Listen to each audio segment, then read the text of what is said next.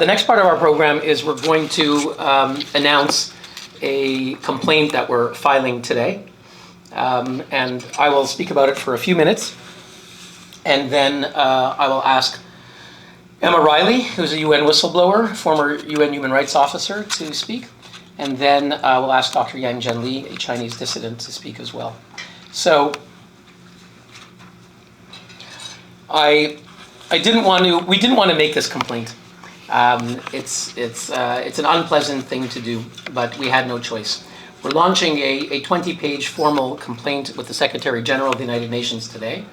And we're launching a complaint against the senior official at the Human Rights Council. He's the chief of staff. He's the head of the Human Rights Council branch. He's basically the top staffer who basically runs things, because, you know, if you're at the President of the United States, you have a chief of staff, but you're the president. There, the president of the Human Rights Council changes every year. 1 year it's the ambassador of Fiji, then it's the ambassador of Austria. It constantly changes, and the person who's always there is a person named Eric Tistounet. And he's the one who's sitting on the podium. He's whispering to the chairman what to say, and I've been interrupted dozens and dozens of times, and he's there whispering to the chairman to do so. Jianli has been interrupted. That's really China interrupted him, but I'll say a few words about what's in our complaint. So we came here to launch this complaint in New York because we're being censored. Our organization has given the floor to so many human rights activists from countries that we've had today and many others. And we make a lot of enemies. And 2/3 of the council are these regimes. 2/3 of the council are China, Cuba, Venezuela, Eritrea, Libya, Qatar, Kazakhstan, Sudan, Venezuela are sitting on the council today. Venezuela and Sudan are running for re-election. So it's not surprising that in order to be there as the chief of staff, the chief of the Human Rights Council branch, you have to go along to get along. And the person who has this position, Eric Tistounet, has been discriminating against our organization for at least 15 years. And it's something we lived with. Various people in life, you might be a woman, you might be a person of color, you might be gay. Many people have lived with discrimination, and that's life, and maybe they try to fight it, but they live with it. And we lived with discrimination because there wasn't much you could do about it. The discrimination was that many times when we would register to speak, we would see our name somehow erased from the list, and we still managed to speak sometimes, and it was enough that we could get our message out. And what's happened in recent years is the discrimination against UN Watch by the secretariat, the people who manage the speakers list, who decide when NGOs can speak, has escalated severely. And partly it's because we began, we believe, speaking out for Emma. Emma is a former UN human rights officer. She worked for many years at the secretariat of the Human Rights Office. And she saw something terrible happening, which is that the Chinese regime is very aggressive, and they would send, a month before every session of the Human Rights Council, they would send an email to the UN Human Rights Office, and they would say, "Dear UN Human Rights Office, here are 10, 15 names of people, they're activists, dissidents. Can you tell us if any of them are coming? Will you please tell us if any of them are coming or they're registered, they're going to come next month?" And rather than give the correct answer, which is, "No way, Jose, we're not giving you that information. You're going to have to wait and find out." That is classified information which can harm these people. If the Chinese regime knows someone's coming, if Yang Jianli, who spoke for us several times at the UN, he lives in America, he has family in China, when they know that he's coming, they could potentially blackmail his family, pressure them. And we know that this happened with someone named Rabia Kadir. Her family were persecuted in China. She spoke for us. Her name was handed over. The UN, rather than say no way, they said, "Okay, we'll tell you." And China would say, "Any of these people coming?" And they would say, "Yeah, Jianli is coming, Rabia Kadir is coming, Valkanissa is coming, this one's not coming." And Emma blew the whistle. She said, "This is outrageous, this is unethical, this is putting people at risk." And they refused to listen to her. They said, "No, we need good relations with China, it's an important country." And she refused to give up. And eventually they basically made her life miserable and pushed her out. And she's refused to give up. She managed to get her story in the BBC, and Le Monde, the top newspaper in France. and other places. Many people didn't want to hear it. Many people are part of the system. We helped her. All we did is we spoke out. We published her materials. We wrote about it. We spoke about it in the UN. We submitted written statements about it, press releases. And around that time, past 5 years, the discrimination against us escalated. In a 1-year period, 2020-21, our written statements, which are supposed to be circulated to all member states and put sort of on the agenda, they would ignore us. We would submit 5 written statements about human rights in Vietnam, about anti-Semitism, about human rights in Venezuela, and they wouldn't publish them. And they wouldn't even tell us. They wouldn't even say, oh, by the way, we're not going to publish it because of this reason or that reason. They would just ignore us, and we'd have to pursue them, and they'd make up reasons, say, well, you didn't respect this rule about appropriate language, you defamed someone. We'd say, well, who, what? They wouldn't tell us. You have to guess. So we were being censored in written statements in a very significant way. And we wrote many letters, long letters, polite letters. Please stop doing this. And they didn't listen. And then it started the oral statements. We give speeches. And we signed up in June, over a year ago, 2021. And we signed up for 31 speeches. We should have gotten 10, 15, maybe 20. We got 1. So out of 31 speeches we signed up for, we got 1.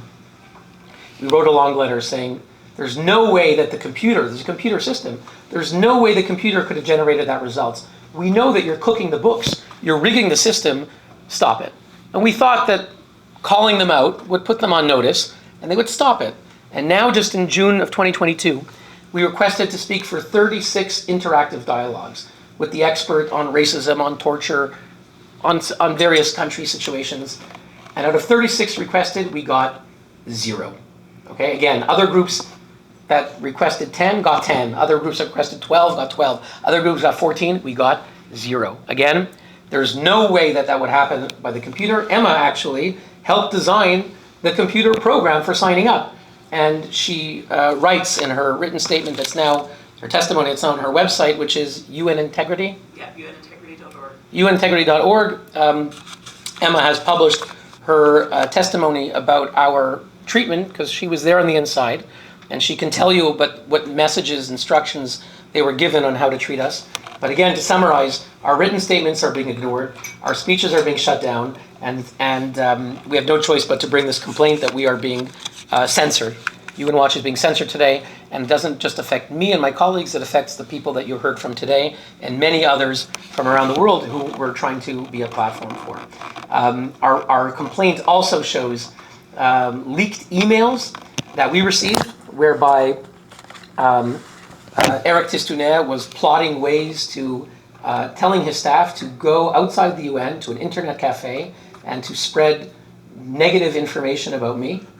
And we have emails of him telling him to do that. It was 15 years ago, I was passing through a small town outside of Boston, and a murder took place. And there was a lockdown, and I was passing through, and people saw me in the restaurant changing my clothes and to change into my suit to go to a meeting. They thought I looked fishy. There was a lockdown. They called the police, said he could be the murderer. I was arrested briefly for an hour.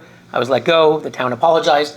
But the UN saw the news and got very excited. And we have these emails. Someone in the UN was embarrassed by this exchange, but there's emails of Eric Tistounet, the Chief of Staff of the Human Rights Council, saying how wonderful this is to see a picture of me being arrested, saying that you made my day, this made my day, saying someone, he said, remember we talked about putting stuff on the internet about Hillel? This would be a good time someone should go to an internet cafe and quietly. By the way, that same week, for the first time in 2007, I had a Wikipedia page. I never had it before, and it was only about me being arrested. Whether it was someone from Eric's office, I have no evidence of that, but that just happened to happen when he said that. He also said that if there's an Interpol arrest warrant, you may know that dictatorships, the way that they hound and persecute dissidents is they make a frivolous claim. They say that Bill Browder, who's an activist against Russia and against Putin, they say he's a terrorist, he's a criminal, and Russia produces a decision that he's a terrorist. They send it to Interpol, the international police, which accepts it and issues a red notice, and you become wanted. You can't travel in many countries, and you also possibly can't go to the UN. And the UN knows about this, so normally they don't enforce it because they know that they're fake. And Eric Tistounet sent an email saying now that Hillel was arrested, if there's an Interpol arrest warrant against him, normally we object to these things, we don't enforce it, but maybe for him, we'll forget. He tells his whole staff, 50 people were copied on this? Yeah. Of the Human Rights Council staff, top officials in New York. If there's an arrest warrant against Hillel Neuer, let's forget our usual rule and maybe we could get him arrested and he won't come into the UN. And someone else said, wouldn't it be wonderful if the security officer at the UN would violently arrest him in handcuffs the way that he was arrested outside of Boston. So it's sort of a small, silly thing, but the fact that these conversations were happening among a huge amount of the staff, and it was normal, and Emma will speak to it, is that there's a culture of harassment against us. So we finally decided to go public with new information, Emma's testimony we never had before. We're demanding that the UN Secretary General intervene, launch an investigation, suspend Mr. Tistounet so they can examine his emails and other communications before we might destroy them, and that they restore our rights. All we're asking is to be able to speak at the UN. We want the UN to work. We want to engage, and we want to be able to bring human rights victims and champions to the United Nations. So that's what we're asking for. I will also mention that for the first time ever in 50 sessions of the Human Rights Council in 16 years, we did not request to speak. We did not register in this session, which is ending this week in Geneva. We did not do so because we realize the system is rigged. We've already requested many times in the past year. We're being censored. So we are basically, you might call it on a hunger strike. We're not going to register if there's no point. And we hope the Secretary General will intervene and will fix things so that in March we can speak once again.